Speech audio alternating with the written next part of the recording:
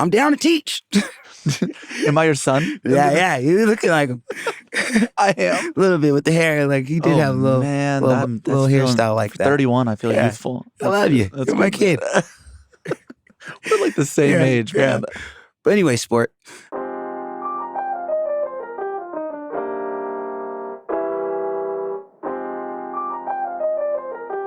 This is Talk Easy. I'm Sam Fragoso. Welcome to the show.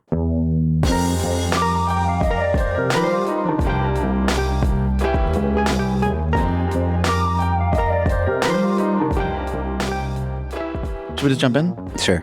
Anderson Paak. Hello. Welcome to the show. Thank you for having me. How are you feeling? I feel great. Dry January. Mm-hmm. Sober as a gopher. Maybe by the end, are we going to break dry January? I don't want to break it. Like, I'm enjoying not being hungover every morning. I know. Isn't that good? And but it's my birthday next month, and so turning it's gonna 40. be tough. Yeah. How you feeling? I feel good. Yeah. I'm optimistic about my 40s. My mom says that it's like you're gonna have a new wave and a whole burst of creativity will come, and everyone seems to think that 40s are really good. So we're talking around the 10-year anniversary of Malibu, which was kind of the record that put you on the map back in 2016. And from the moment that album dropped, you spent most of your time either in the studio working or on the road touring around the world, pretty much away from family and friends and home and all of that. So tell me, when the pandemic like grinds everything to a halt, did you discover that there was another project with your son waiting for you at home? Yeah. I discovered I had children that needed some attention. Just to be clear, you discovered you had kids once the pandemic happened. Yeah, I mean, like, I knew I had kids, but it was like... Right. Was it kind of the idea of them before? Well, it was like learning about their interests, and like just hanging with them. It was like, wow, I'm home now. I have nowhere to go, no tours. Like, I got these two little rugrats, and I should probably be present and like chill with them and get to know them more and what they're interested in. And at the time, my son was like 8 or something. I almost said 6, 7. We gotta leave that behind. We gotta move on as a culture. But yeah, I was at the house and I was chilling and I was just being a dad, and it was awesome, just hanging out with them. And my oldest son, I was like, "What are you into? What do you want to do?" And like I'm like that guy, like, okay, well, you got to start planning, son. You're 8, you'll be 40 before you know it. But he was like, I want to be a YouTuber. And I was like, okay. How do you feel about that? I didn't know how to feel. I didn't know what the hell that meant at the time. I was like, okay, like I knew YouTube and I knew like what it was to go viral. And I was just curious how he was going to do that and what his content was, I guess. And he proceeded to show me videos of him playing Minecraft and Fortnite. Fortnite, right. And, he was doing that. And I was just like, okay. And I looked he said he wanted subscribers and he probably had a handful of subscribers. I feel like you could probably help with that. That's what I told him. Son. I was like, son, come on, utilize me. You see what I'm working with over here. I see what you're working with. I'm a tool meant to be I'm used. a tool, son. And let me show you how to do this. No one wants to watch these video game tutorials. So then you take over YouTube, and do you show them like your viral Tiny Desk performance? No, I didn't do any of that. I was just like, I think we could do better with your content. I think we should maybe try to do some funny skits. So you became a content strategist. Yeah, I was like, we should exploit your strengths, son. And to be clear, use the word exploit there. That's right. Yeah, yeah. But I think you could use it like it doesn't always have to be negative, right? Like, exploit your strengths, right? Look, I've been trying to exploit mine 10 years on this show. So so I broke it down to him, and we proceeded to do like a bunch of bits and skits, and that's when I realized, oh my God, he's so funny. He's a natural. And then I wanted to be a YouTuber more than him. I was starting to be like, okay, let's set goals and let's get you 1,000 subscribers by the end of the week. And I was posting it on my page, and I got into his world, and I probably ruined it for him because I got so into it that I was like, yo, I'm writing a script. This is going to be amazing. We're going to get to do this all the time, hang out and like triple the budget and like, let's just do it. And, now I'm thinking about it, he was probably just enjoying like just hanging with his pops and doing stuff. And, So this kind of homegrown passion to make some YouTube videos turned into a multi-million-dollar feature-length film. Yeah, in AMC theater near you. This is what happens when you tell your father, and you happen to be the father, your dreams. This is what happens when you exploit your strengths. Yeah. Okay, so tell me about the film. What was the idea that got you into it once you figured out that he wanted to maybe be a YouTuber? Yeah. What was going on at the same time was my house was being like taken over by K-pop. The K-pop invasion had hit my house full blown. His mom was full Korean. Around the house, what was played more, BTS or NWA? Definitely BTS. Was that tough for you? It wasn't tough. I was just like, okay, this is different. And everything I do is pretty much to get my family's approval, my son's approval, it's for them to think I'm cool. So it was just another thing where I was like, okay, how am I going to get to BTS so that my family thinks I'm cool? And yeah, I was learning more about the music, and I was kind of like, I felt like a little bit outsider looking in, because before that, my son was like my biggest A&R. He loved everything I did. He only really listened to my stuff, and I would ask him, what do you think of this? And, he would tell me what the video should be and everything. And now he was getting his own interest. He was into other music, and he was learning other stuff, and he was... So he swapped out Silk Sonic for BTS. Yeah. Wow. And this is even, before Silk Sonic. So he was no just worries like, for BTS. Yeah. He was heavy into it. No more free nationals. Exactly. There was new sheriffs in town, and that's a brutal beat. Yeah. So I was like, you know what? Can't beat him, join him. I need to start figuring this out quick.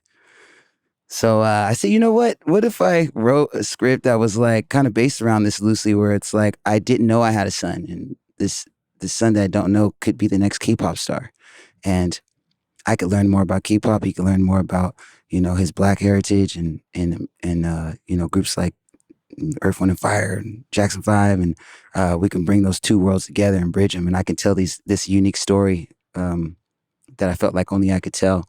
And I took it a bunch of places, and everywhere I went, people were trying to take the idea and kind of hand it over to someone else. And they didn't want you to direct. They just didn't trust it, I don't think. Really? Yeah, you seem trustworthy. Yeah, I'm the most trustworthy person I know, and also the most humble. Yeah. How many people you know? Just me and you, Jay. Yeah. And you can tell of the two of us, you're the more trustworthy. I am, obviously. Of course. Yeah. Naturally. I've seen your smile. Yeah. I can tell by the cream in that coffee. You are not to be trusted. You really set me up. You asked me what was in there. Yeah. I was clocking it. Getting information. I was clocking it. Intel. This is the most elaborate ploy for familial love that I've ever seen. Like, you put this thing together so that the two of you can spend more time. Yeah. And so that he'll come back around to Free National, Silk Sonic, and No Worries. In the film itself, which you did direct, you play a struggling musician who had spent a decade in Los Angeles, like not quite making it, still heartbroken over a woman who ultimately didn't want to stand by his side while he pursued his dream. Basically, it's like an alternate version of you if you never got married or made the song Suede, and then eventually found your way into the studio with Dr. Dre, which we're going to get back into later. But anyway, the character of BJ, he gets a gig in a house band in Seoul for this K-pop competition show. What happens next? He gets there and he gets on set the first day. He's late, and things are moving fast. He almost gets fired first day. And that same day, he meets this little kid named Taeyoung. Taeyoung always has a camera on him. He's taking pictures. He's a little quirky kid. When he meets him, Taeyoung kind of shows him around, shows him the ropes. He asks him what he knows about K-pop, and I tell him I don't know anything about it, not a damn thing. He's pretty self-centered. He's kind of got his own mission that he's on. Until a few days later, BJ sees his ex pull up to pick up Taeyoung. And that's when BJ like starts shitting bricks, like, why is she here? And how is this? That's your kid? And wait, now the kid somehow there's a resemblance now. I'm freaking out, and she's not saying anything. And chaos ensues. It really does. Yeah. I've seen the film twice now, and I want people to hear and see just a little bit of it. In this scene, BJ is explaining to his son that all the music he loves now, mainly BTS, comes from a history of Black music and how that musical history is actually part of his own history. So this is a clip from the film K-Pops. Now, follow me. See these? These are the Avengers of music. Sick. Mm-hmm. And if K-pop is about boy bands and girl bands, well, hell, this got to be one of the greatest boy bands ever, the Jackson 5. Yep. To put in your little K-pop terms, Michael Jackson would be the center, the face of the group, the ace of all aces. In that case, that makes BTS today's Jackson 5. That's right. The Jacksons walked in order for BTS to dance. They wouldn't be here if it wasn't for them. And in order to know where you're going, you gotta know where you've been. You dig? Yeah. Oh, watch it, watch.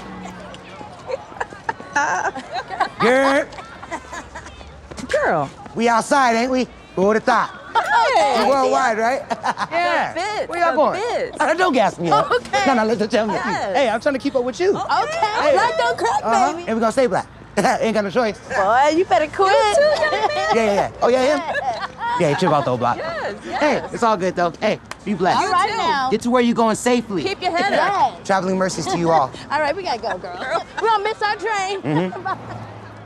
Do you know them? Absolutely not. But spiritually, we're like this, okay? You see, you come from a long line of kings, queens, scholars, philosophers, ballers, shot callers.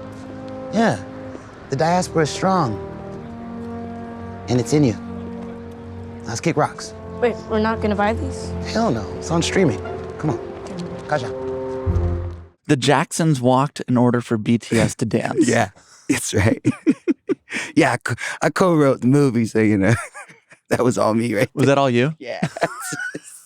Are there lines in the movie where you're like, yep, that's an Anderson? Yep. I don't suppose so, man. I was doing a lot of on the spot, trying stuff out. Mm-hmm. Shout out to Kayla Amazon, my co-writer. She's got great lines in there as well. We're a dynamic duo. And were those your two sisters in the film? They were, yeah.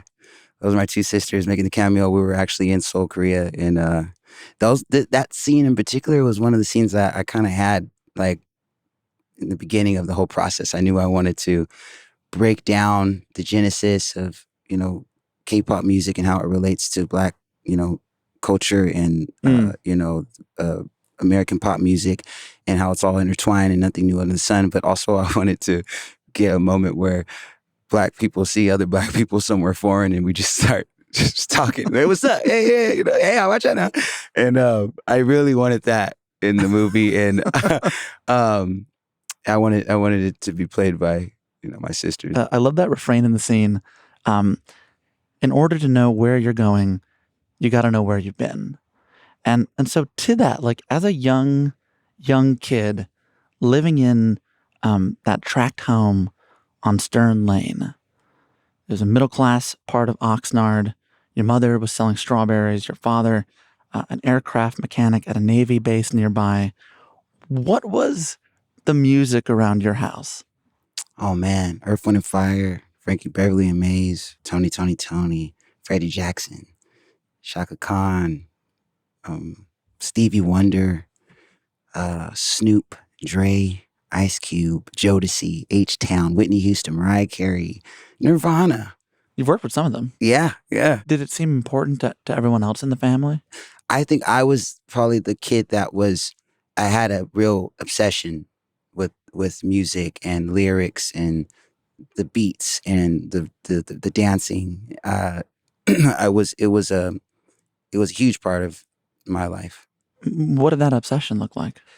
I remember avidly just my mom used to take us, my mom grew up in LA, but we were raised in like Oxnard, Ventura County, which is about an hour away.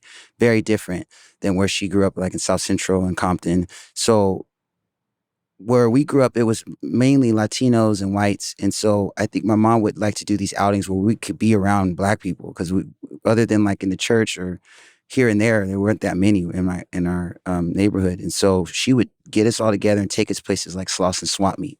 And we would go and it would be surrounded by Black people and it'd be like real culture shock for even me. And but I loved hip hop. I loved R&B. I loved all these music and hip hop culture. And we would go and I would get these tapes that they would sell at the swap meet, and it would be like a mixtape of all the latest, like hottest songs. It'd be like Dr. Dre, Snoop, and Cypress Hill, everything.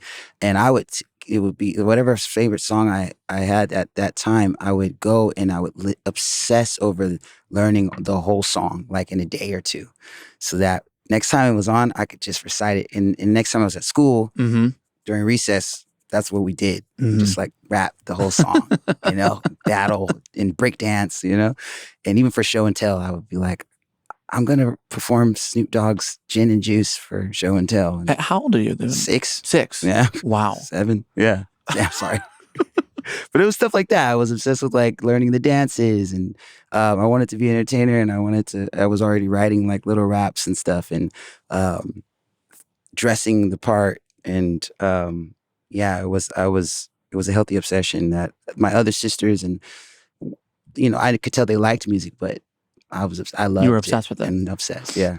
On the track Battlefield that you made with NxWorries, which we're hoping your son is going to come back around on. He's going to like him again. Yeah, he likes that one. I mean, 2 perfect records, I think. You sing about talking about you being at 6, losing your innocence at the age of 6. When you look back on that afternoon of July 19th, 1993, how does it play to you now in this moment? It's still pretty vivid. It's just so many different things. I saw my mom pretty much, fighting within an inch of her life on the street, blood, and my pops on top of her and telling us like, get back in the house, and just so much panic and chaos. And that was the last time I seen my dad alive. And I remember just being like a kid and being like, there's no way, like that's not my dad. And my dad was also a twin. So I remember having a lot of denial at the time, because before that, my dad was my hero. And I was really young, but I still remember him spending a lot of time with us and being really sweet, and him working on like classic cars, and just like being really cool and being silly with us. And my mom was very private. She kept a lot of stuff from us, and I didn't know that my dad was an addict, and I didn't know that she had been trying to get him well and was going to AA, and I didn't know that they were estranged. I didn't know that. I just thought he was working, and he would come back, and he was busy, and when he came back, he was so fun. But so when that happened, it was just like, whoa, I didn't know what I was seeing. I didn't want to believe what I was seeing. I think I kind of just started doing things to kind of cope with that ever since. Well, what do you do?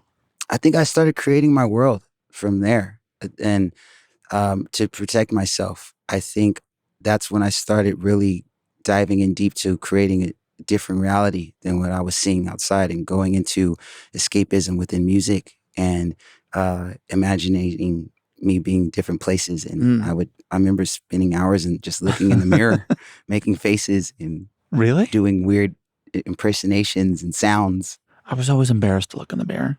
Yeah. I didn't want to see. Yeah. I was disappointed. I never met a mirror I didn't like. Yeah, that's a key difference between us. Yeah.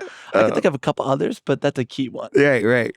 Yeah, I remember spending a lot of time by myself, just being weird and trying, and thinking like, oh yeah, this is how I'm going to be in the movie, and this was this. And then me and my sister my little sister, who's 2 years younger than us, we would make little movies, and we would always, when our free time, we were like, all right, let's do, I didn't know at the time, but we were doing like sketches and bits with just us. Like, okay, you're Tina Turner, I'm Ike, and we're going to, we used to do stuff like that. Couldn't you have found any other examples? When you grow up like us, that's what the examples were. Those were our home movies that we used to watch. Like, What's Love Got to Do with It, and movies like that, and Temptations, and Friday, and Juice, and couldn't have someone played Stevie or something? We had Stevie too, but yeah, we were working with what we had, and but it was that escapism, and but you felt like you had to escape because what you were seeing suddenly no longer made sense. Yeah. And looking back now, I think that's what it was. And because at the time, I mean, but did it terrify you? Was it disorienting? Yeah, it was. I was just, I didn't want to see my mom like that. It was just, and she didn't want us to see her like that. Yeah. And it was, everything kind of just moved upside down. But my mom is such a strong figure and so resilient. after she got well and they eventually split, she never talked bad about him. About your dad? Yeah, she was always spoke positive about him and said, he was the greatest dad. It was just this battle with addiction. Just he just got the best of him, and it turned into a different person. And he loved you guys. And she moved on, and she kept moving. And her business got bigger. She remarried, and I saw her go through that traumatic experience and just brush it off and just keep going. You guys moved to Ventura. Yeah. She was selling strawberries and then turned it into this huge distribution business with, I think, your stepfather at the time. Yeah. When was the first time she heard you play music? The first time I remember is when I got a drum set. Is this like middle school? This is middle school. Okay. I was probably like 6th grade. And I was in band, but it was like, playing in an orchestra band. And I wanted to quit. I didn't want to read music. It was boring and I didn't like the teacher, but I mean, weren't you trying to get girls? I was, but I didn't see it happening in the orchestra band. I needed a fast track. Right. There was no more. I thought I was going to play sax, which is way more better to seduce the ladies, but right. There weren't no more sax. So I was playing on a bass drum. So it was kind of a dead end. Yeah, exactly. Yeah. And so I needed answers. I needed something quick. I needed answers. Yeah. And You're in 6th grade. Yeah. And so the saxophonist, I'm not getting it. Yeah. I don't have a 6th grade girlfriend. Exactly. I'm braces. I'm chubby. I had a lot. I had a full deck of cards. And so I was coming home and my stepfather was on the drums and he was a big Prince guy, right? Yeah, he was playing Prince on the drums and I was like, oh, the drum set, that's pretty cool. And I remember seeing people play the drums in church and stuff, but I never thought to get on them. And once he was done playing, it was a while before I even got on the drum set that was at the house because my stepfather was playing it for a while. But I got on the drums and I just started tinkering around, and before I knew it, I was playing a beat. And for the first time, I was like, dang, I'm playing an instrument and it's like coming natural to me. Like I could feel like this is something. And my mom came out dancing. She was like in her pajamas. She was like, okay. And my mom's a big critic. She tells you how it is. And she was always working, all this stuff. So to see her let loose and like have fun and stuff, that was Was that the first time you saw her like let loose like that? Yeah. Like one of the first times I really remember her coming out and like and you were responsible for it. Yeah. I mean, my mom was like, my mom doesn't smoke. She doesn't drink. She doesn't curse. But she's big on family time, and she was always bringing people together, being a great host and a cook and everything. And when you did see that silly side or that time where she's dancing and letting loose, it was a joy to see. And that was the time I got to see it as a reaction to what I was doing. And it clicked like, wow, I'm causing this. I'm going to keep this up. To be that good at something the first time you do it, I mean, what do you make of that? Like, is this something like innate? Yeah, well, the thing is, right away, my mom was like, okay, you got something. This is what you need to do. And she proceeded to like give me a bunch of homework. So she was like, you need to learn how to play this. Archie Bell and the drills, tighten up, like learn how to do this. So I knew that I could start somewhere, but I had to want to get better. Like, yeah, I'm going to just do this. And I want to do this. I want to lock myself, just like that kid that was learning lyrics. Like now I got something, like I'm of use. I can be a part of this, right? And so I just had the passion to from 6th grade all the way till after high school, everything. That's all I did was I wanted to get better at playing drums. And before I knew it, my god sister came over and she was like, oh, you're playing drums? Come play at the church. And then I got introduced to the church and the gospel church and gospel music, really. You were a drummer on the Oxnard gospel circuit, playing at St. Paul's Baptist Church, I think. Is that what it was? Yep.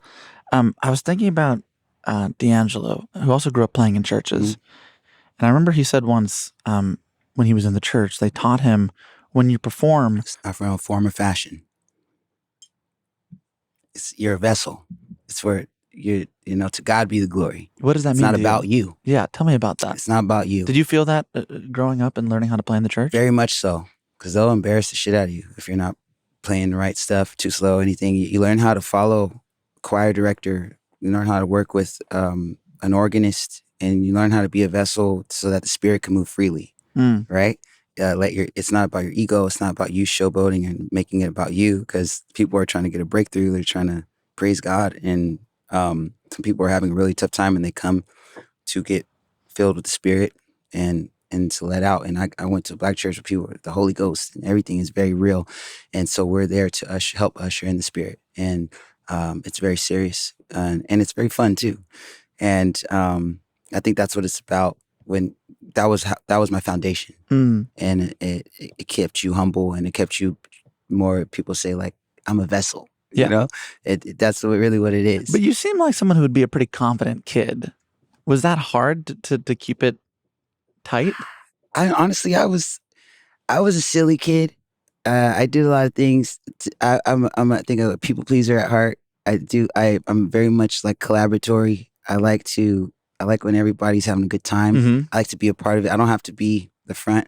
And even growing in church, there was always people that were just 10 times better than me in anything. Even the organist player could play drums better than me. Everybody could do everything. So I was all humbled especially when I started playing in church.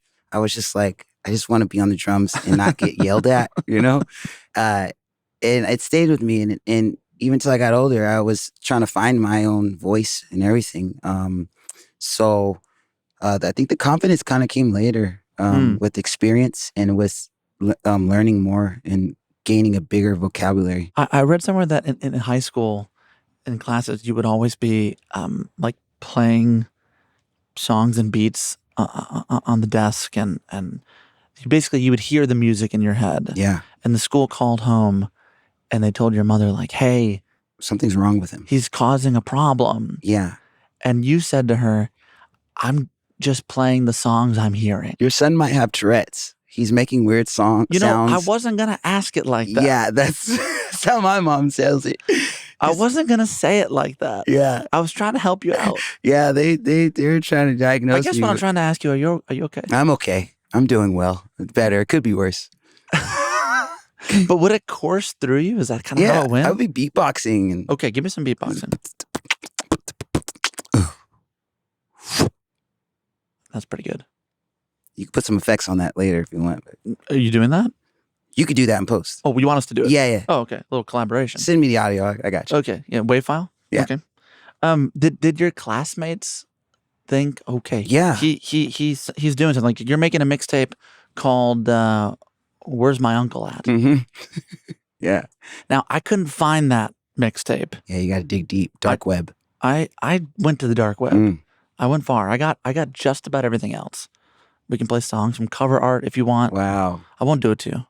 But if I were to hear something on that record, first mixtape in high school, what would one of those songs sound like?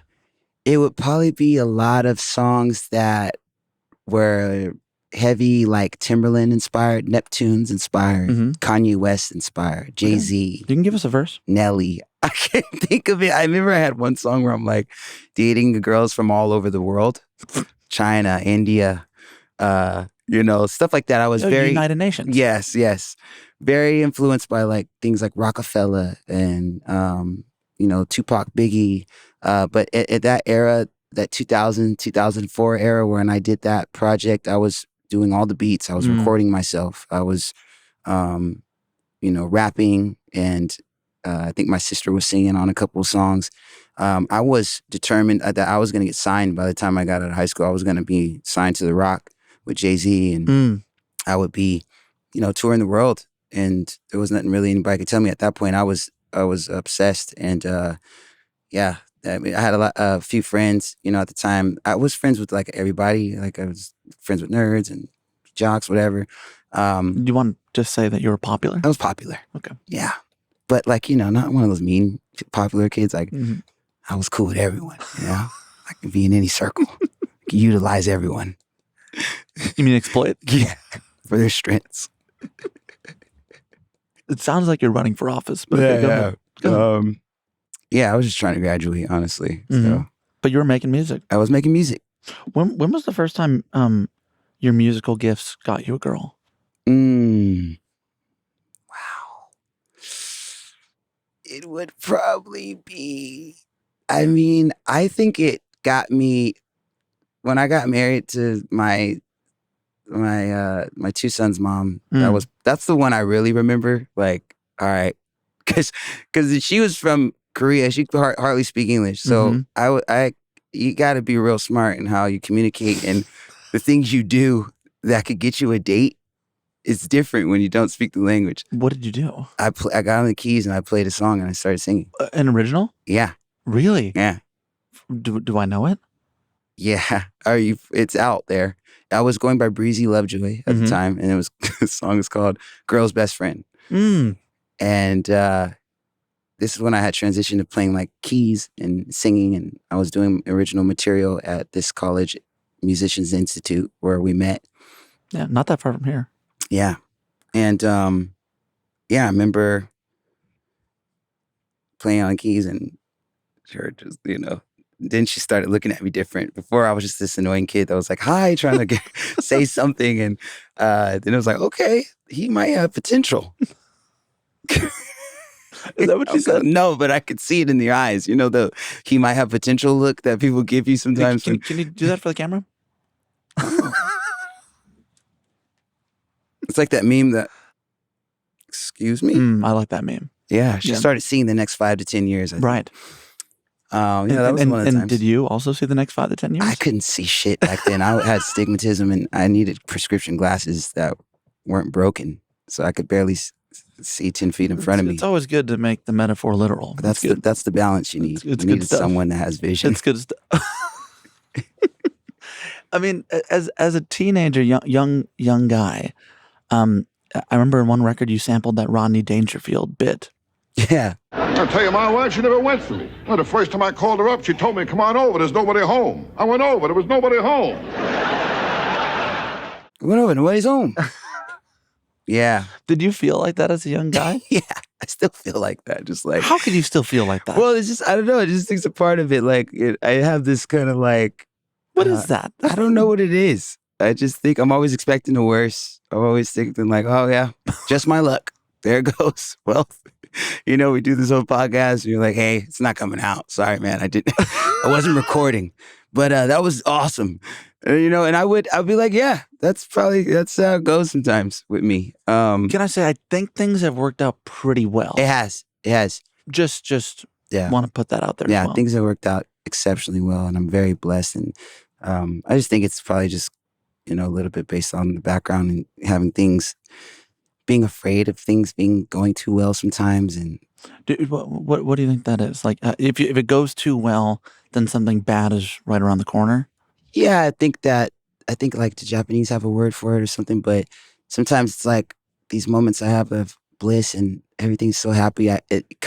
Sometimes it makes me think back of like, well, you remember that one time things were going and then this happened and tragedy and all this stuff and imminent doom. But I feel like what you're talking about is December of 2003 when you are making music and you go to Atlanta. Yeah. Where you think maybe I'm going to get signed to a label. It doesn't happen. Tell me that story. Well, yeah, I was, like you said, I was making mixtapes. I was already recording and a lot of things were happening back then. But by the time I was a senior, now my mom and my stepdad have been put in prison and they were just beginning a 7.5-year bid. And so we went from staying in a mansion to losing that house and now the world's upside down. But it was for like tax evasion? Yeah. Right. And just like, again, I didn't have any clue that this stuff was happening. My mom was just working and keeping things private. And then all of a sudden, boom, they're in prison. And before that, I was like, I'm going to be signed. I'm going to do all this stuff. And I still had that, but it was like, but also my parents are in prison now. I was like, oh, holy shit. So now I'm kind of like against the clock of like, okay, I need to do this or I guess I need to get a job or something because now I have nothing to fall back on. And I remember getting some meetings out in Atlanta with a few, people and these labels, and I had my demo. What kind of music did they want? They would want a lot of the music that they were looking for at the time was very much like Little John. That was huge at the time. So everything needed to be like crunk or like that kind of vibe. And I was this artist producer little kid that was smiling and was I wasn't a gangster and I didn't come from like the trenches or anything, and I could write my own music and produce it, and I was making this music that was kind of like derivative of like a little Kanye and Timberland and like I said, Neptunes and all those were my heroes and stuff. And it was different. It was different. And a lot of these labels, they were just like, we don't get it. I mean, now I look at it, they didn't tell me that straight up, but I could see now that that's what it was. They just didn't know. What would they say to you? All right, well, we can put you with this producer, or can you come back and do something more like this? A lot of circle backs? Yeah, or we'll holler back at you. Like, it's cool. It's pretty cool. We'll see what we can do. You know, I've learned when there's a holler back promise. Yeah, we'll holler. Then it never really comes. No, it rarely comes. Did you feel like you couldn't make the music that they wanted you to make? Or did you, in some ways, think some other opportunity will come my way and I'll get to make what I do want to make? I just thought I had missed the boat. I thought that I knew that I wasn't going to try to do something that didn't feel right to me. I wanted to be my own artist. I wanted to do my own thing. I wanted to make this kind of stuff. And I was even down to do that with someone else or learn and do all that. But none of that was coming. And I knew my parents were in prison. And I didn't have really anything else. And I was 18 now. So I needed to take care of myself and figure things out. I couldn't stay anywhere else. So I was like, I don't have enough time. I didn't do it. I failed. I didn't make it. So I guess I'll get a job now. So at 18, you walk away. Yeah. I stopped, and I was bitter about it too. I didn't like that.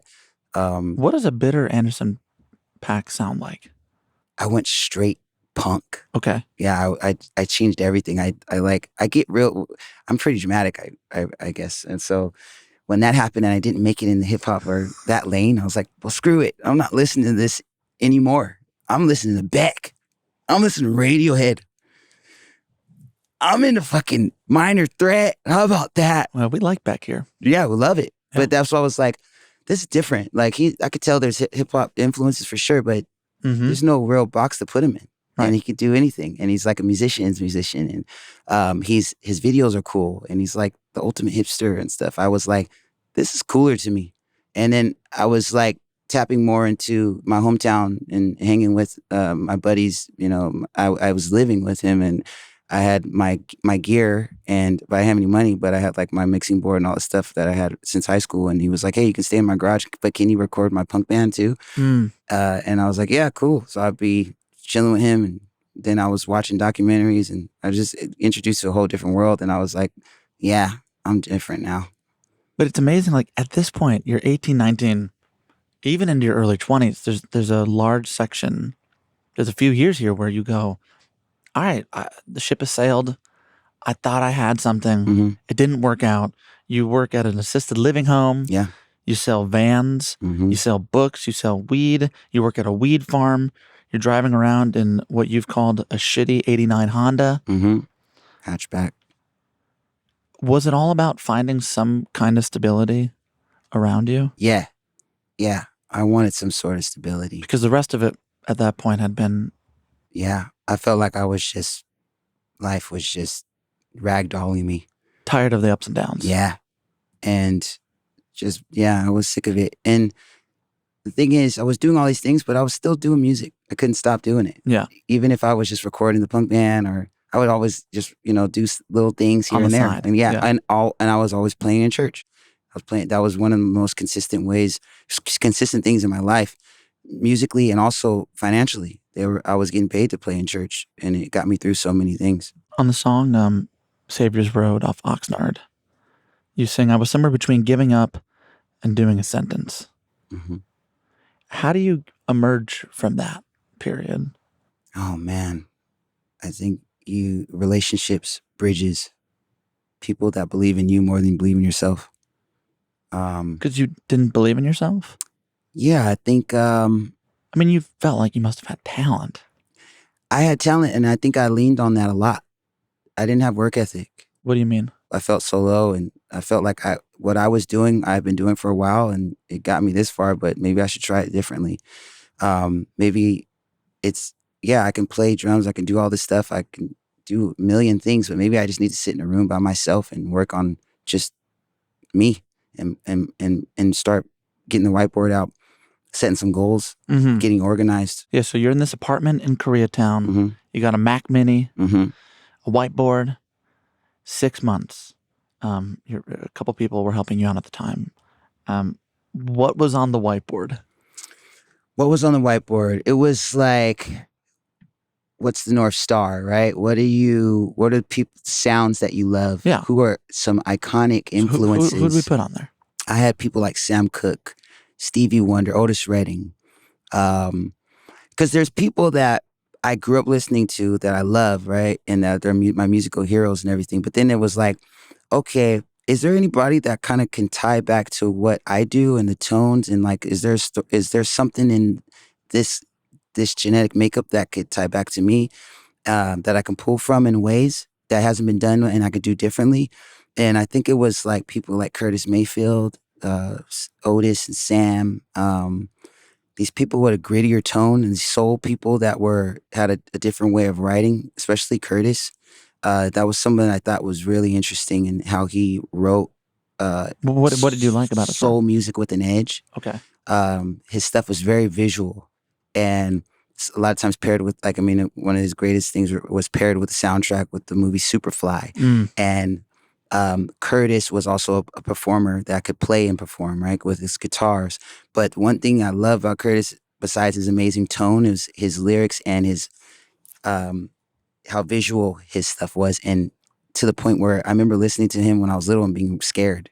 Like his song, like if there's hell below, we're all gonna go, niggas, whitey, cracker. Like he was like, and then with these, it was like, oh my, and my mom would be playing this and I'd be little and I'd be like, oh my God, please don't put that. This is like nightmare music, but I like it somehow. And I'm your pusher man. I'm the nigga in the alley. Want some dope? Want some weed? Want some coke? You know, like all that stuff. Like I didn't hear soul people talking about that. And yeah, now you mentioned he is such a visual storyteller. Yeah. Chicago guy, I think, street too. life. Yeah. But soulful, and just like then he could make like The Makings of You, which was like one of my favorite songs. Wow, same. Really one of the most perfect songs. Beautiful song, that kind of orchestrated, lush waltz stuff with the guitar, and those are the people I had. Like I want to do that, and then it was like, what magazines do you want to be on the cover of? What do you want to look like? Okay. What awards do you want to win? What did you put on there? I had Grammys. I wanted to be. I mean, back then it was like, I want be the top of SoundCloud. I want to play I want a house. I want health insurance, a car. I want running water. Yeah, I want to play Fader Fort. I want different. I want to play Coachella. Yeah. These are great goals. Pitchfork. I want to get a good review in Pitchfork. You know, like stuff like that. Like, did they give you good reviews? It did. Especially, coming up like Malibu and all that stuff. You know, they heralded all that stuff. You know? But these were all like on my chart. I wanted critical acclaim. You know, and I wanted this to be the people's champ. I wanted to be able to work with anybody, and I wanted the musicians to really fuck with it too. You know, like I wanted the cats to be like, yeah, you know. I didn't really care about nothing about charts or anything like that. I wanted the SoundCloud charts. Yeah, exactly. I wanted to go, crazy SoundCloud numbers. I wanted our music be played in Low End Theory, and I wanted to meet, work with these kind of people and be pushing the envelope. What was the first song you made, whether it was under Breezy Lovejoy or Anderson Paak, that we could maybe hear from those early mixtapes that you like, that you felt like, okay, I think I'm on to something? The early mixtapes? Early on you talked about cover art. I think that was one of the first things I did under the moniker Anderson Paak, I'm pretty sure. And it was a play on, taking these songs that were done by white musicians and doing them in my style, right? Because and you're like reappropriating them? Reappropriating. Yeah. Kind of like how they did with the rock records back in the 50s, right? Oh, what do you mean? With black. Yeah, exactly. Okay. But I did. really thought. Yeah, I was gonna say. I'm down to teach. Am I your son? Yeah. You're looking like him. I am. A little bit with the hair. Like he did have a little, little hairstyle like that. 31, I feel youthful. I love you. You're my kid. We're like the same age, man. But anyway, sport. I did. Okay, can we get Squirt song on though? Can we put that thing on? Cover art's going to be tough because they had a clearance of a cover of those songs is going to be hard for me. Okay. So can we think about something that you own the rights to that I can play? Well, probably the song Drugs. It was kind of like two songs that kind of really were like starting to move in the SoundCloud streets. And one of them was Drugs and another one was a completely opposite texture, which was Suede. Okay. Will you let us play some Suede? Yeah, play Suede. Okay. This is Suede by NxWorries. Smooth in the motherfucker. Suede on the inside. Candy paint. I ain't gotta tell you what the rims look like. Look, I'm gripping wood like a motherfucker. Woo! She asked me, can a friend ride? Kelly wanna have a drink. And Shani wanna pop pills all night. Look, don't be fucking with my tape, Dad. You gonna listen to this? I read that Dr. Dre had the same response to that song the first time he heard it that I had the first time I heard it, which was to play it 3 more times. Yeah. Tell me the day that you walk into his office. So I make my way into the studio and I'm like, this is Dr. Dre's studio. Like, this is insane. And I meet the 2 writers, King Mez and JT, who are all over the Compton album too. And they were like, yo, we love your song Suede. We want you to help write some stuff for this Dre album. Mm-hmm. And I'm like, wow, sick. Let's do it. I'm ready to work. And they're like, hold on, let's play the song for Dre first. Mm-hmm. And I'm like, what? He hasn't heard it? So I was super nervous. He hasn't heard one of the most popular songs on SoundCloud? He ain't seen the SoundCloud numbers yet? They didn't fax him over? But I was more nervous like that he wouldn't like it and then I get kicked out. Really? After making it there, I'm like, maybe let's just make something new. Right. But no, they were like, no, he's got to hear this. So you wanted to make an insurance song. Exactly. Okay.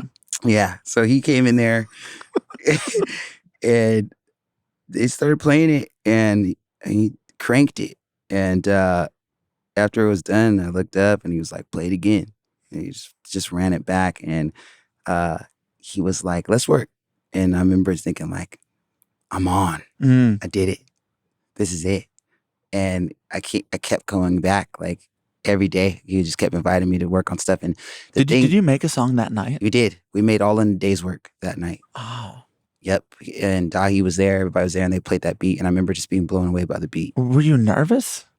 I was excited. I was nervous. I was confident. Okay. So at that point you had some confidence. At that point I did because I had, you know why? Because I didn't have any expectations to even meet Dre before that. I had put all of that out of my head. All thing I cared about was doing my own thing. I didn't have any goals of being like a big producer or a writer for other people. I was like, I got my own thing. I got my own lane.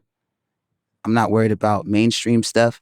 I'm doing this for the streets. I know at this point that no one sounds like me. I got my own style. So you walked into his office and you said, I'm doing this for the streets. No, I didn't say any of that. I came in humbly. But when he told me, get on the mic, I didn't hesitate. And I knew that's why timing is important because any other time, 5 years before, I probably would have been like, can I go to the room, maybe try to write something, or I would have froze. Right. I was ready. You were ready. I didn't need any pen or pad. They threw on a beat and I just started going off whatever came out of me. I closed my eyes and I just went for it. And could you still do that? Yeah. I do it all the time. It doesn't mean something good's going to come out, but. Why do you think he liked you so much? I think he saw that I was unique and I had a freedom to me. Is this an Aquarius thing? Yeah, I think he's an Aquarius too. And I think he was at a point in his career where he was having fun and he didn't have to do things in the box. And I don't think he saw an artist like me yet at that time he was learning more about me every visit. Then he found out, oh, he plays drums. Oh, he's a musician. Oh, he can do this. He can sing and he was having a lot of fun with me and the tools that I had and the way I wrote and like he said, the pain in your voice. He really loved that. Is that what he would say? Yeah, you got the pain in your voice. But that would be after 100 takes. So literally in pain some of those sessions. You're like, sir, it's actually not about my childhood. It hurts. It's because you've made me do this 200 times. There's childhood pain too, but this is really on you. Pain is love. It sounds like a movie when you describe it like this. Yeah. The roller coaster of it all. Yeah, for sure. It's different than K-Pop's, my movie that's coming out February 27th. And I will mention that in the intro. Thanks. And we're going to wind our way back. When do you think after those sessions did your life change radically? Because we started this episode talking about the 10-year anniversary of Malibu, which came out in 2016. Is that the moment where you basically get on this roller coaster ride and don't get off until the pandemic? Yeah, it was, that the beginning of the roller coaster like this, it was a lot of... hate that. It was that first. Yeah, the slow incline. Yeah, the slow incline, because what I didn't think would happen was that Dre would put his album out first and it would be a surprise album and I'd be all over it. Compton? Yeah. So, I had a couple songs that were bubbling a little bit, and then Dre put out his stuff and he put it out with the movie, and he was having just a huge moment, and everyone was looking at me like, who's this kid all over the album? And I had been doing stuff in LA for 10 years plus before that. So I had people, that knew about me and people that were just brand new. And so, but all that was coming together, and now I had eyes on me, which was like, this is what I've been waiting for, because I had like a bunch of ammo ready, and I had Malibu ready, or not ready. I had been working on it, but now I was like, ooh, let me add a few tracks to this album. Now I got a little leverage. I got people now. I can hit up Ninth Wonder. I can hit up Madlib. I can hit up High Tech. I mean, yeah. Because these are the people that were like, this is the Mount Rushmore of beat making. You know what I'm saying? Yeah.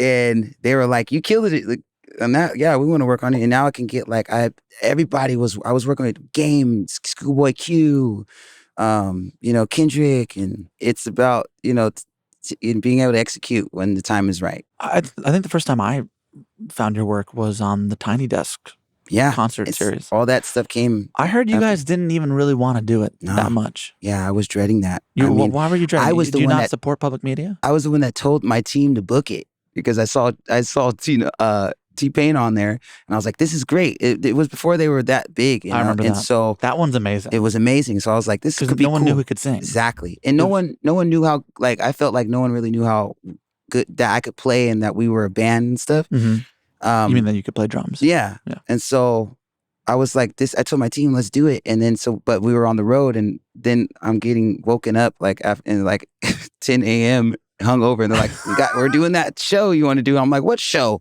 We ain't doing that. And they're like, who booked this? You booked it. So I'm like, man, so they drug us out and did it. And it's an amazing performance. Thank you. I think, do you perform the Seasons Carry Me in that set?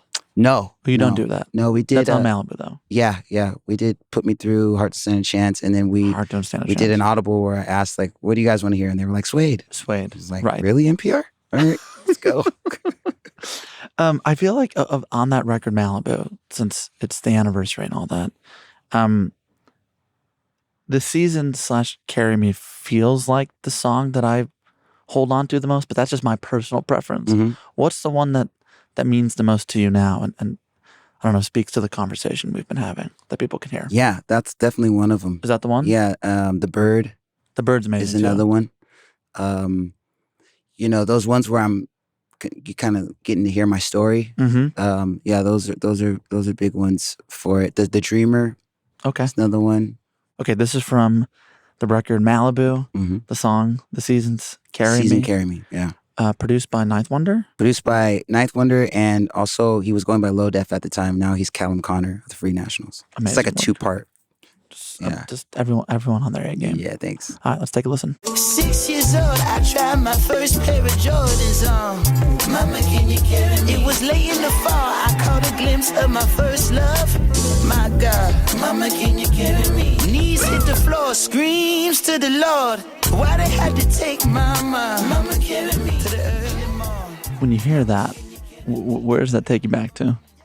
Man, just like it takes me back to like recording these songs. Like that part of the beat is produced by Callum Connor, and I used to take the bus to the NoHo station, and he used to pick me up, and we used to record in his little studio. And It just brings me back to being in those little ass rooms and trying different things out, and having that song, and then later on it was a choice to like make it a 2-part, and then being on the road and stopping and going to see Knife Wonder, and then going to his studio and seeing like his whole team of producers that were under his wing, and then getting a beat from him, like one of the beat gods, and then doing that track, and then the moment where we're like, wait, these could be two together, and like, oh crap, and then it just brings me back to like then playing it at festivals where we play it like 30 BPM faster, and like bringing out the rock elements of it, and then it brings back to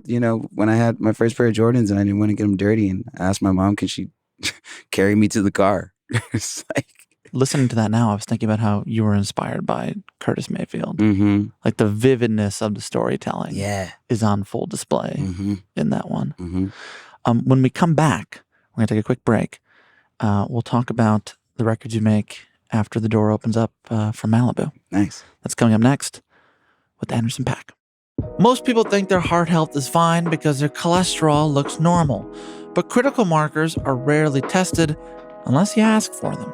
It's National Heart Month, and I've been thinking more about my heart health recently, especially since the beginning of the year. I've been trying to play basketball a little bit more consistently, meditating a little bit more, focusing on my health and longevity in ways I hadn't prior. And while those activities do make me feel good, I was shocked to discover how much I still didn't know about my health until I received the lab results. That's what I like about Function.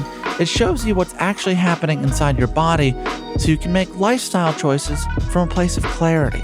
Function is designed by world-class physicians and trusted by hundreds of thousands of members.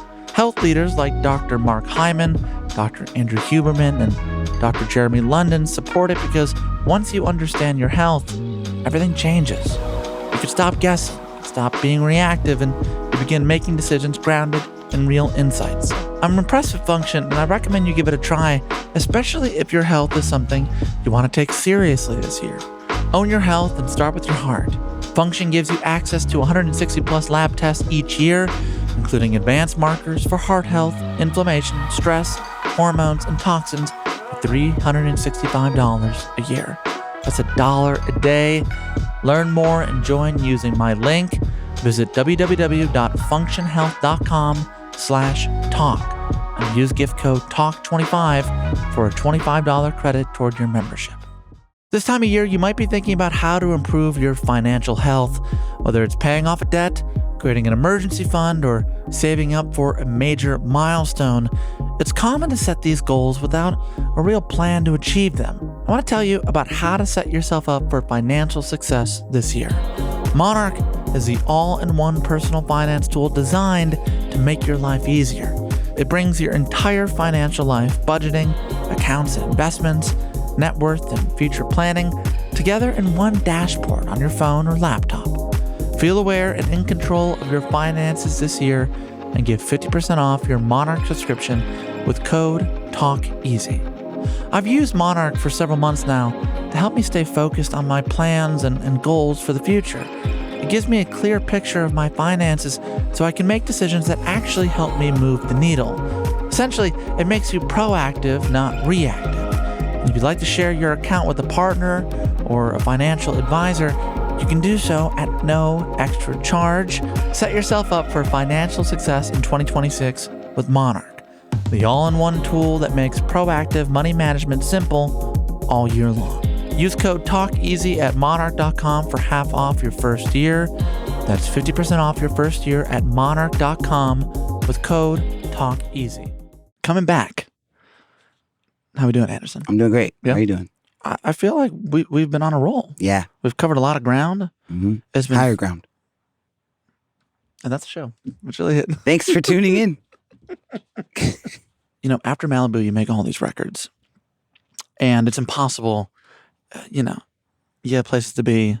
We can't talk for 5 hours. Mm-hmm. I can't go through all of them song by song or album by album. But I like this quote you have, which is that in many ways, every record of yours is a Polaroid of where you're at in that moment that you made it. Mm-hmm. So where were you on Oxnard?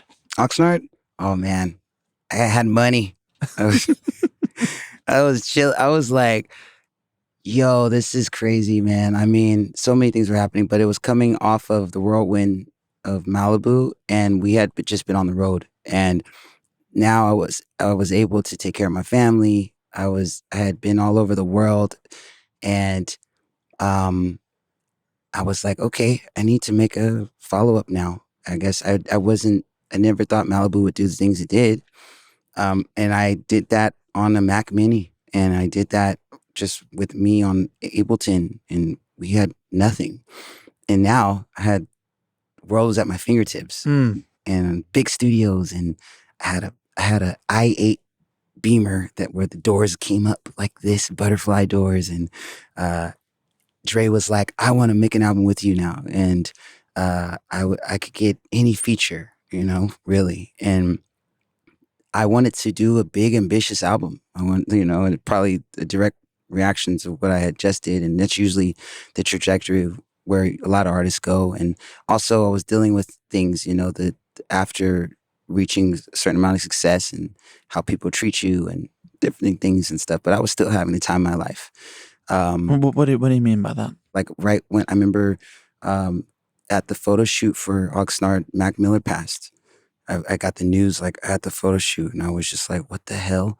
We were just hanging and just partying and all this stuff. And so there was a lot of stuff going on. And I remember like friends, closer friends that, thought that maybe they started acting different because they saw me in different places and I had different things and I could do different things. And it made me it made me feel weird. So then it could be a little depressing when you feel like you can't do the things you used to do, or people are looking at you different, or you start overthinking. Not to say that was like everything that was going on, but that was a part of it. But I remember too that Dre was adamant that I needed to stop touring for a second because I was touring nonstop and I needed to just sit in the studio, and he wanted to work with me. He wanted to get a chance to really work on my stuff. And that was different for me because I had a collection of songs that I felt like, okay, this could be cool. Or I really wanted to do like a double album. Like this, I wanted to do everything just big. This was supposed to be, I was telling everybody, this is like same guy, new car. That's this album. I heard you say that. Yeah, same It's, man, new car. Yeah. This is the good times and the bad times, life after Malibu. You have 2 kids now and a wife to support. You're trying to keep the same principles you had when you just had a couch. Yeah, which is like stuff, So I had these concepts where like tints, where it's like, all right, I need my windows tinted.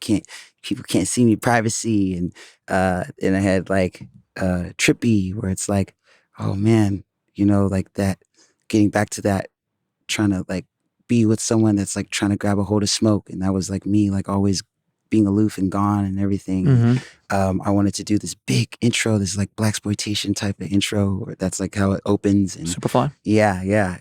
Tapping into that. And I wanted to be really visual and just big. I didn't want to do another Malibu. To this day, man, that's really one of my favorites because when I look back on it, I trusted Dre. I got to really work with Dre and the people that he wanted me to work with and do things, let him guide me. And with the sonics and even with the song selection. And I got to do songs with like Kendrick and J. Cole and Q-Tip. And like, it's just like the list goes on and on with that album.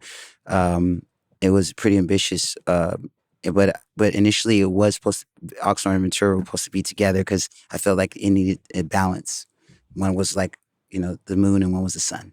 I want to ask like these big questions about this time in your life and the records that whole, like when it comes to Snoop Dogg and the wisdom he gave to you. Yeah, when I first worked with Snoop Dogg in the studio, I understood immediately why he was so successful. Why is that? His ability to retain and to perform and to be so on top of his brand and to be open and humble, to be able to just let someone else guide him as well. Talking about one of my biggest heroes.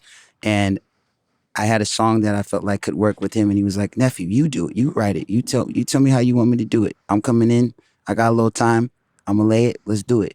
It was just mind blowing. And yeah, when he got on the mic, he said, I think it was something that he learned from Bootsy Collins, is that you need to have something about yourself in this industry if you're going to make it, if you're going to have some longevity.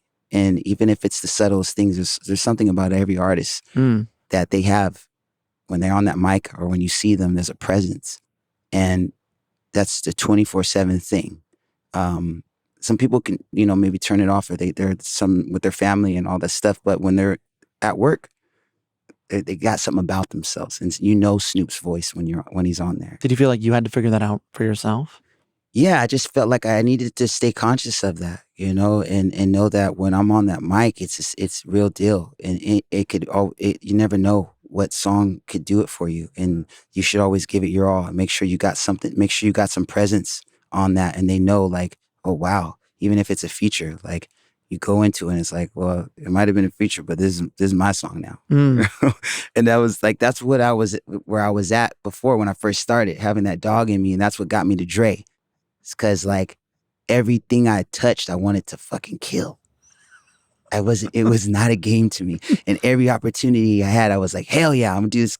I'm working with K-Tron, I'm working with Knowledge, I'm doing I want to body this. Okay. And it's gonna be something about me. Okay. When they're gonna know. So what do you think it is about you? I don't know. Not too sure, actually.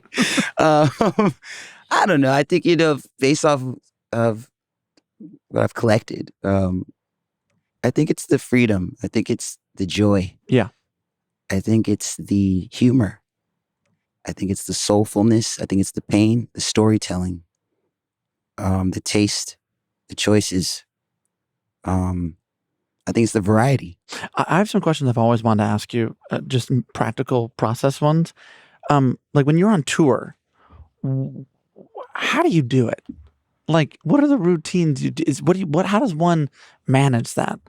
Are you doing like IV drips? Yeah. Like, what's going on here? Yeah, I mean, I have sleep? a balance. I party hard and I work hard, and I am I'm an old man at heart, and I started taking vitamin. I have a whole little supplement thing, vitamins that I've been doing for years.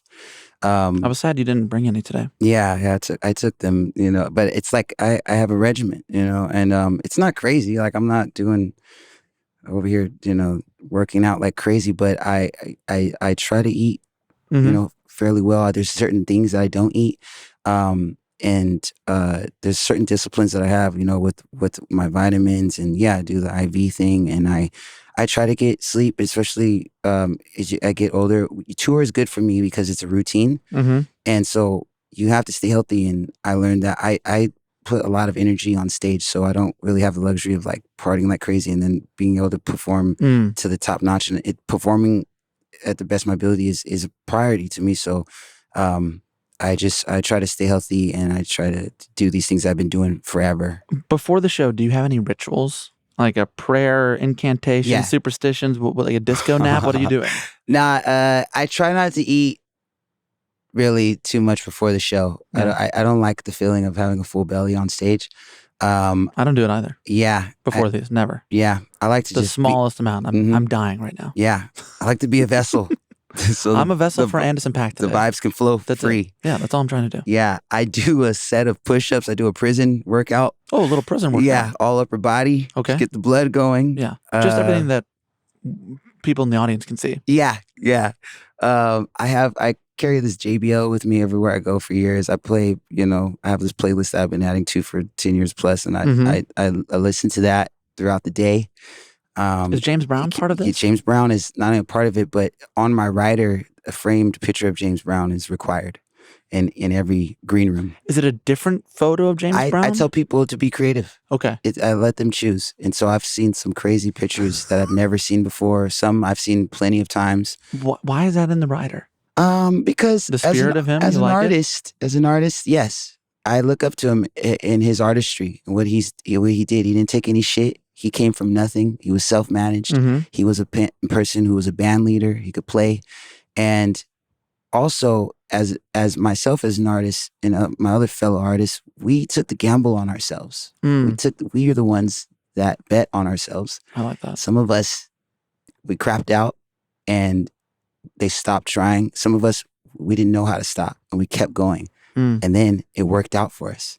And because it worked out for us, now we have, it's the beauty of that we get to do stuff like that. Is that you? We earned it. Yeah. Now, I want framed picture. I want this kind of water. I want these things because I took the chance on myself, and I could have been doing anything else. And I'm doing this, and now I get to do what I love. So I like that. People used to listen to albums front to back. And I know with each of your records, you put a lot of time into the sequencing of them. Just for someone to hit shuffle and be like... I mean, I think at this point, it's like me and 7 other dudes. Yeah, we're fighting the who good like fight. still have their SoundCloud Plus. It's not a lot left. I'm sorry that the audience is me. I wish it was someone more attractive. I'm sorry. Nah, it's all good. I know it wasn't intended. I do it for us. Do you have a pitch for people to listen to records in full? What give me the pitch. How do we get a new generation to buy into the thing that you fell in love with? Would you watch a movie in the middle that you never seen? Like, would you go to Marty Supreme and be like, yeah, let's just start in the middle, and then I'll go back and actually put the movie on shuffle? The fuck? That actually sounds kind of good. Yeah, maybe. Yeah, for some reason. Does it disappoint you? Does that change how you make music or want to make music? Nah. I do how I do. You know, I'm a person, when I'm making my album, I'm very much thinking about how this whole album's going to be. Yeah. So I'm very much like, I'm looking for an intro like right now. And I know the second song is going to be like this. It needs to tie like that. And then, okay, now we're this way. I want to take them on a journey. I want to take them on a ride into my world, Andyland, you know? And that's how I've never been like I got this single right here, like I'm doing this, and I've learned to do that, and I love that because that's awesome too. And I learned a lot with that with Bruno, like working on songs for years until they're right. I think more of my style is creating this body of work from the top to the bottom that tells a story. Just like that's how I did Malibu. That's how I do everything. And you know, now like making new stuff, I'm trying to do different textures and take them a different place, but I'm still thinking about how to do it like that as a body of work. And my pitch is, that's it. I think that there's still people that enjoy bodies of work, and it's not for everybody, but I construct it to where it's like, I don't want any misses on my album, and there's no filler. So if you do hit shuffle, it's gonna be great. So do whatever you want as long as you're listening. I'm grateful. Yeah. Speaking of bodies of work, Ventura and White Lot. I'm trying to think of those two records because the Polaroid of it all. What do you think the Polaroid is telling us about? What do you think those two are, if we're thinking in Polaroid terms? Where I was at with Ventura was, I had my youngest kid, and I remember being home and things at the home weren't best. And I knew me and my ex I had worked so hard on my career that when the smoke settled, she was way over there and I was way over here.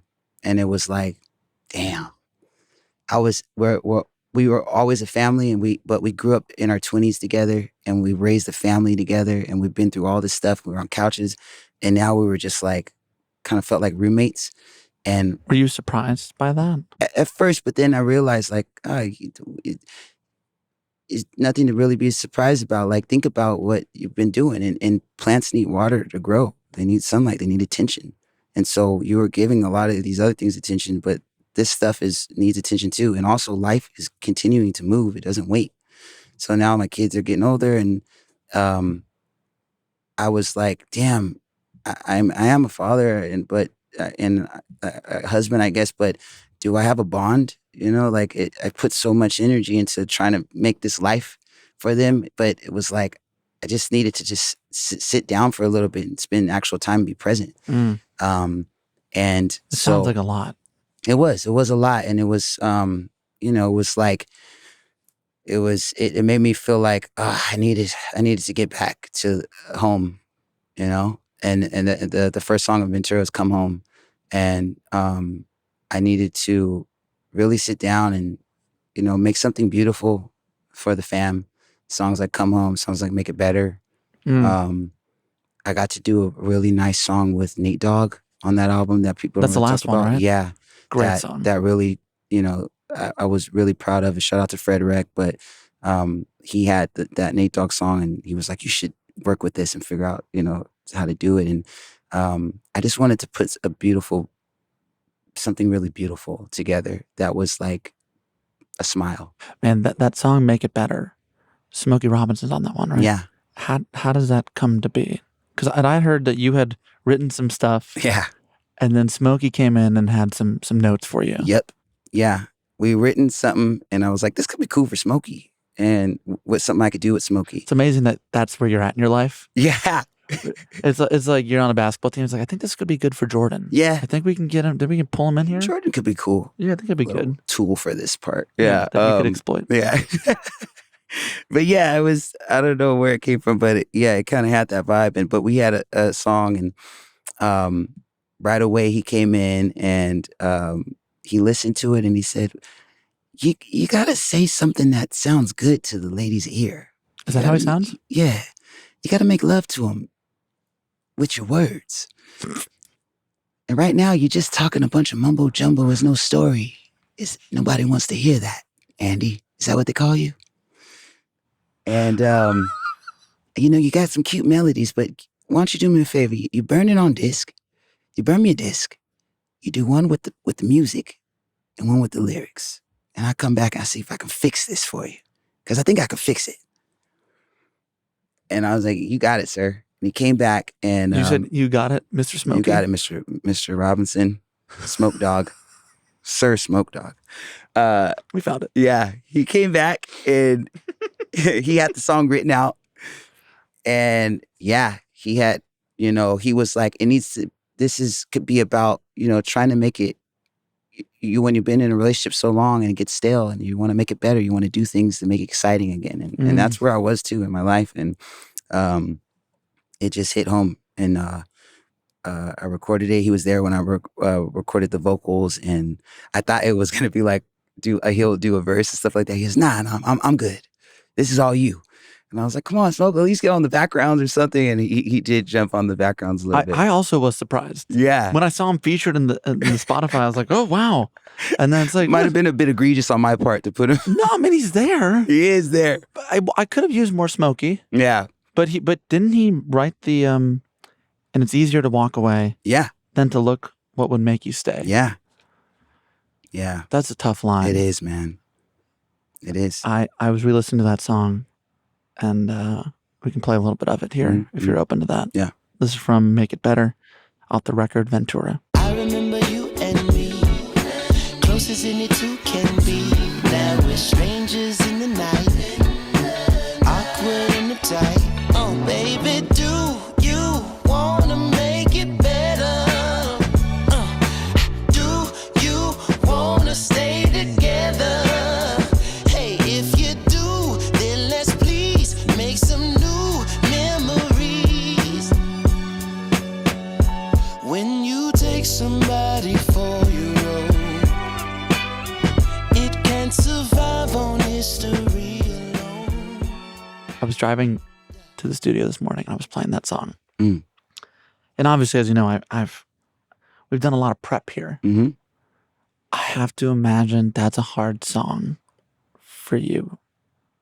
And what happened between then and the last 6-7 years. Right. Yeah, in some ways, man. But it's still optimistic, as long as you're breathing, life is long. I know people say life is short, but you say the opposite. Yeah, life is long. And as long as you're still around, you can turn it around. And I feel family is forever. And there are people in my life that we're always bonded. And the mother of my child is forever. I still love her. And we have beautiful family, and we're learning how to co-parent, and we're in a different chapter. But I still think it's beautiful. And I think I wouldn't change anything. And to do that song, to have that song in the repertoire, and to sing it, and I see couples in the audience singing it back. And, sometimes it's for that. It's tough. It is tough, man. But it ain't over. It ain't over. And it's like, this is forever still. And I still love her, and I still, I still consider her and everything that we built this one of my greatest achievements, and it's family. It's amazing what that song could do for so many people. Yeah. Because I've been at a concert where you play it, and it's crazy because what you're seeing is a bunch of couples go, we could break up. Yep. This marriage could dissolve. Yeah. And the song is like some attempt and some reminder that to get back to the beginning. Yeah. And I remember I was single at the time, and even I was like, God damn. Yeah. It's like such a gift. Yeah. It's such a gift. It is. Yeah, no, it's a deep one, man. How you doing? I'm doing good. Doing good. Better? Yeah, I'm doing good. I'm doing better. It's like, it's really cool, like to see like how resilient and like my kids and like my family, how supportive, and I couldn't have did it without them. And I still, I don't think I could have. And like the support I have from my family and, my kid's mom and where we're at, yeah, I just love that we're able to, be in this other new chapter, but still be connected and learning how to be. And now we're doing, making because this movie. it's and it was really rough at the beginning, and I didn't know what the hell was going to happen, and it was depressing and everything, and didn't seem like there was any light. And then each day it gets better, and then we just had Christmas and the holidays, and we did it at my house, and I'm seeing like my son is like killing on guitar now, and we're all like singing together as a family, and he's like playing the guitar, and it's like all these things that I've always wanted are happening. And being able to show him that you can, even though sometimes marriage doesn't work out, but family is forever, and you can still have love for each other, and you can still be the best of friends and still be together in ways. I love that. Mm-hmm. And I wish that for you. Thanks. And bringing us back to the new movie, mm-hmm. like we were making jokes at the top about how like, your kid just wanted to make YouTubes. Yeah. And you're like, I know, but your dad is Anderson Paak. You just can't be a kid. You just can't be a kid. You're going to have to be a kid in public, in full view, on IMAX. Exactly. Yeah. You're going to have to cover his therapy too. Yeah.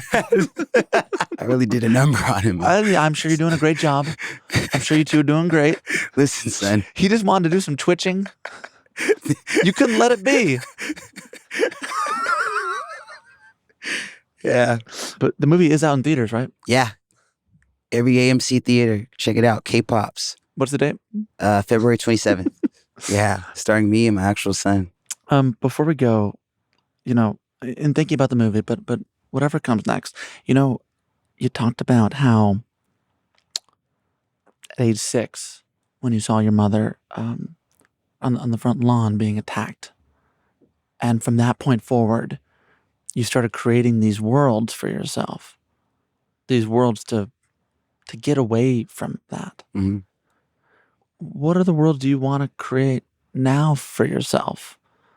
Like, what does that look like for you moving forward? I mean, I can see that I'm still doing it.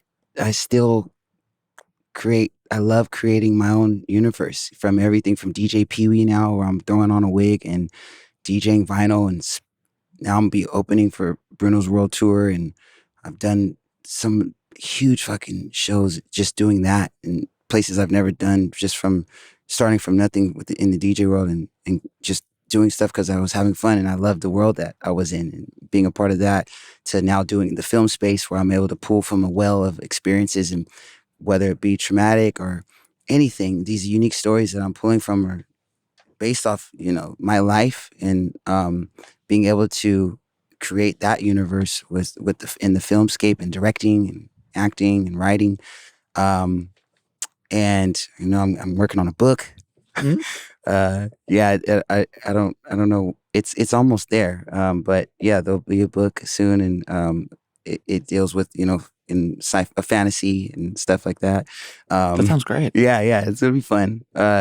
So, and and just pouring into the platform with my record label and helping any way I can with new artists and breaking new artists. I got JD and Domi and JD Beck, who are a phenomenal duo that, Grammy nominated their first album and they're working on their second one. And Steel Beans, and who's an incredible one-man band. I love working with new artists and trying to share any kind of jewels I have because I've been through it, and helping them to where they can, find their own way.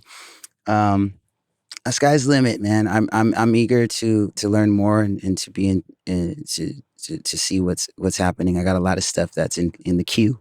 Well, speaking of that, Dewey Saunders, the man who did the cover art of Malibu, he tweeted back in September of last year, officially working on artwork for Anderson Paak again. What are we thinking? We did the 10-year anniversary of Malibu. Okay. And we dropped some incredible vinyl pieces, limited vinyl pieces, where it's there's sand in the vinyl and water, and the vinyl spins. It's like me surfing. You open it up, it's like a pop-up. Because the internet's hoping this means a new album. Is that? Oh yeah. Is that on the way? Well, I don't know if this is announced yet, but we have a live album too. We did the Malibu live tour, and everyone was saying you need a live album, so we did a live album. I think it's live from Atlanta, of the whole Malibu album, and then I'm working on a new project as well that I'm really excited about. Newport? Perhaps we might have to retire the beaches. Are we done with beaches? We'll see what happens, but I'm working on music. That's are beaches done? Maybe it's been enough. I think you have one more beach in you. If I can't think of a better name, it might be Newport. You call it. You come to me. Yeah. All right, I got 2 last questions for us. County line. Is that what it's called? Perhaps. We would love an exclusive here. Oh, okay, I'm going to go with it. That's got a ring to it. I kind of like county line. Right? Not bad. That could be anywhere. Exactly. Any county. Any line. What's he crossing? Exactly. We don't know. Exactly. I'm going to open for you doing spoken word like that. Yeah. Oh, he used to do really well. He was performing residency with Bruno Mars. Now, podcaster Sam Fragoso's opening up for him. He just recites random facts about his life before the show. Went on for 30 minutes straight. You said recently, quote, 30 years from now, I hopefully have 1 or 2 songs that the young kids are still singing, where they listen and go, God, they don't make them like this anymore. Since we've been looking backwards and forwards and the whole catalog and all that, to close us out, do you think in this moment you've made 1 or 2 or both of those songs? I would think maybe I haven't even written it yet. You think you haven't written it yet? Yeah. I mean, I think I still got something in the well. Okay. And you're nervous to even put one out here. Yeah. On the record. I mean, I'm full of life, man. I want to do some more stuff. I'm really excited about the new stuff, but I don't know. People seem to really like a few songs that I have, and Come Down. It's got some legs to it. It seems to just every year is something. It's like people still don't know that song. Everyone's still getting reintroduced to it. So that's a perfect song. That could be the one. And might never come down. Last question for you. In the beginning, you were back at church, performing, playing drums. People in the choir would tell you, play in the pocket, play in the pocket. But they would also tell you, as we talked about, as D'Angelo mentioned, you have to shut down a part of yourself and be a vessel for the Lord. But shutting down yourself is a little easier when you're a teenager and the self is still developing, and it's not like there's that much of you at that point. And I'm wondering, now that you're about to turn 40, I'm sorry to age you. You look younger. Thank you. 33. 34. I'll take it. And you've made all these records. You've won 9 Grammys. Again, thank you for bringing all of them here to the studio. Is it possible to remove ego and just play at this point? Do you still think of yourself as a vessel for the Lord? Or has the mission changed in some ways? When you're on stage, what the hell happens?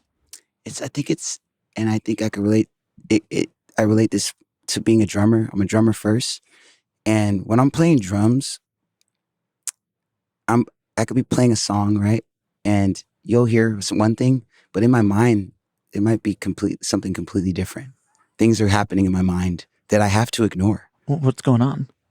I might want to do some crazy like Travis Barker thing, or like something I just saw a 12-year-old do on YouTube, or I want to try this thing. I want to just, there's things going, intrusive thoughts, I think they call them, right? Mm-hmm. And that's what life is about. Learning when and where, and maintaining this discipline, knowing that everything might be riding on you. Everyone's riding on you to kind of keep it. It's not that it's that restraint. It's that, holding back, but then giving it, and keeping the train going, and keeping the foundation while letting other person be a variable, and waiting for when it's time for you to be a variable. When that solo comes, now give them everything, knowing not to just blow your whole load right away. When I do, you can't just get the iron and start thinking that you're gonna get the wrinkles out right away. You got to plug it in, let it get warm, let it get hot. I'm trying to end this podcast. This is the dismount. I'm going somewhere. Let me take this home. Okay, please take us home. And when doing a show, stop blowing your load. You got to take your time. I might have some pyro in the show. I might have like all the hits and stuff. I can't lead with that. I got to take them on a little journey first. Foreplay. Yeah, a little foreplay. It never hurt. It never hurt. Yeah, I think that's what it is to go back to the church thing, when they say play the pocket. We know you can do all that crazy stuff, but sometimes it's, easier to run away than look what would make you stay. So it might be a little harder to practice that little discipline, but it might be worth it in the end, for a story's sake, and for the people. And that's what we're doing. We're serving the people with this music. And what I'm doing, I'm providing a service, the soundtrack to your life. And there's a way I want to go about doing it, and it's the balance. I don't know if I ever master that, but I'm enjoying the journey of it. And you still want to do it? Still want to do it. Some days are better than others, but I still got to do it. Man, how has this been? I think we exploited a lot of strengths in you, and you. And I think you did great research, and I hope this comes out. It's gonna come out. Cool. Anderson Paak, thank you so much for the time. It was my pleasure. Thank you. All the ground we covered. I wanted to say this to you on the record. I remember the first time I saw you about a decade ago, and that feeling I felt then, I still feel it now. And the joy you produced, it was real, and it's remained in me. So That's the most sentimental thing I could say, and it's 100% true. Thank you. And thank you for the mutual exploitation. It was a lot of fun. Thank you. My pleasure. Congrats on the movie. Thank you. All right. Appreciate you, man. We did it. We did it.